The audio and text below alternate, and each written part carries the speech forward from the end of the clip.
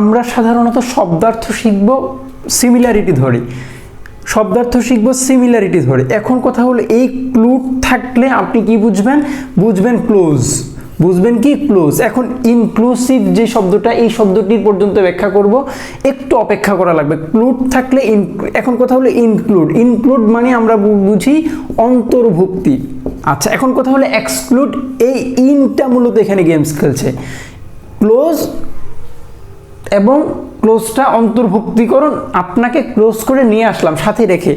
X মানে এখানে বাহিরে অর্থ দিচ্ছে, এক্স মানে কি বাহির। এখন বাহিরে তার মানে আপনাকে অন্তর্ভুক্ত না করে আপনাকে বাহিরে রেখে যেটা, এটা হলো এক্সক্লুড, তার মানে আপনাকে রাখিনি এটা। এখন কথা হলো কনক্লুড বললে আপনি বুঝবেন সাধারণত আমরা আরেকটা শব্দ লিখি কনক্লুশন, তার মানে ক্লুড মানে কি ক্লোজ।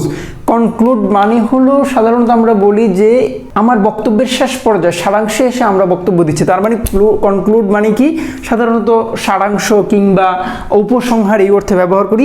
সেক্লুড একই, এই যে ক্লুড মানে কি ক্লোজ করা, বন্ধ করা। সেক্লুড মানে এই সেট এস, এটা মূলত সেপারেশন অর্থ দেয়, আলাদা অর্থ দেয়। এস ই এটা মূলত কি অর্থ দেয়, আলাদা অর্থ দেয়। এখন কিভাবে আলাদা করে, সেক্লুড আলাদা করা মানে আলাদা করে অন্তর্ভুক্ত করা, তার মানে ব্যাপারটা এস ই এবং ক্লুড। এবং এবার আসি রিক্লুজ, CLUSE।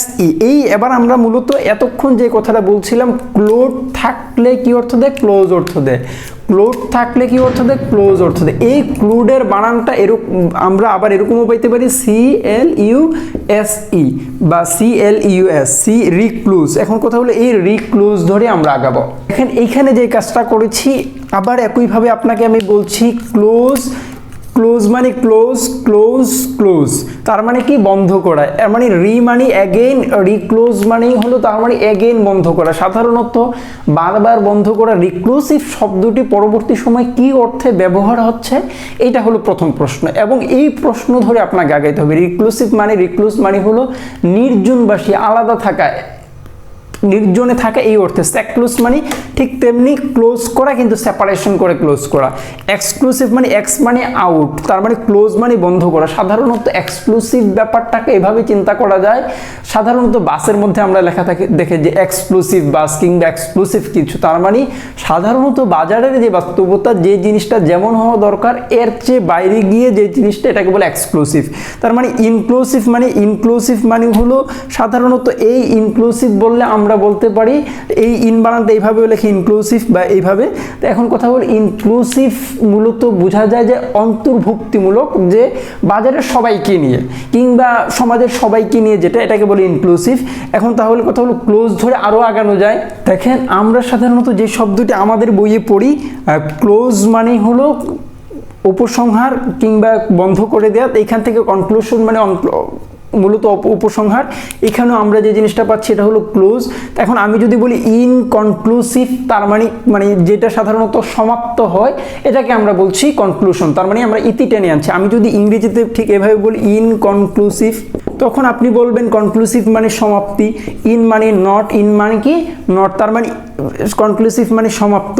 এখন এই সমাপ্ত না বলে আমি যখন বলছি ইন মানে নট, তার মানে অসমাপ্ত, তার মানে এই অসমাপ্ত শব্দটি আমরা এইভাবেও লিখতে পারি অমীমাংসিত।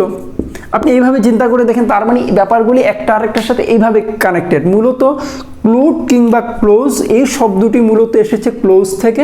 এখন তাহলে ক্লোজ মানে কি, ক্লোজ মানে মূলত বন্ধ করা। ক্লোজ থেকে আরেকটা শব্দ আছে ক্লোজার, তার মানে এই ক্লোজার মানে UR, এটা মূলত সাফিক্স। এই ক্লোজার শব্দটির অর্থ হলো বন্ধ হওয়ার যে প্রক্রিয়া, এই প্রক্রিয়া অর্থে ব্যবহার হয়। এই UR নিয়ে একটা ক্লাস নিব, যেখানে এই প্রক্রিয়া জাতীয় সাফিক্সটা কিভাবে কাজ করে এটা নিয়ে। এইভাবে আপনি শব্দগুলো একটা আরেকটার সাথে যদি কানেক্টিভিটি ধরেন, তাহলে আমার মনে হয় শব্দার্থগুলো মনে রাখা কিংবা একটু ইজি হবে। এখন তাহলে আপনি আমাকে প্রশ্ন করবেন, ক্লয়েস্টার একটা শব্দ আছে, এই শব্দটির অর্থ মূলত বাংলা একাডেমি বলছে মঠ। এখন কথা হলো এই শব্দটির সাথে ক্লোজ শব্দের কোনো মিল আছে কিনা।